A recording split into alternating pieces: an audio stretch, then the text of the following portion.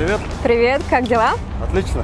Вот смотри, велосипед становится более популярным транспортным средством. Какие вообще сложности есть? Поделись, пожалуйста, как вообще сложно ли ездить в Якутске? У нас по городу вообще отсутствует велодорожка. Да?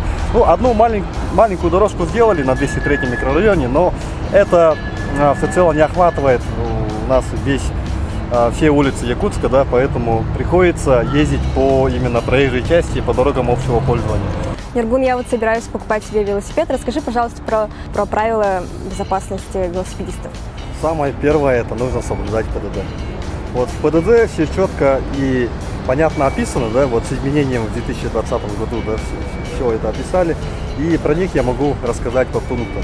Велосипедист является полноправным участником дорожного движения, но когда он спешивается, он становится обычным пешеходом. Пешеходный переход нужно переходить в качестве пешехода, ведя велосипед рядом с собой. По ПДД велосипедист обязан ездить по велосипедным дорожкам, по велопешеходным дорожкам.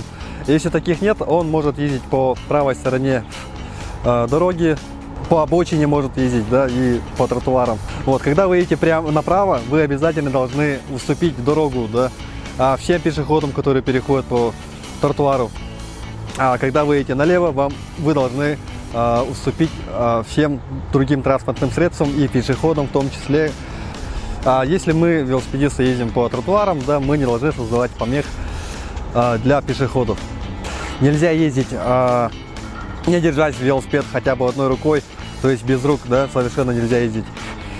Также нельзя ездить в состоянии алкогольного опьянения. Нарушение правил дорожного движения влечет штраф от 800 до 1500 рублей. Нельзя перевозить пассажиров, если ваш велосипед не оборудован для этого специальным сиденьем. Да. Когда вы ездите по проезжей части или вообще ездите на велосипеде, лучше обозначать, да, свои маневры. Нужно быть максимально предсказуемым на дороге. Когда вы, например, поворачиваете направо, да, обязательно показывайте рукой, что вы поворачиваете направо.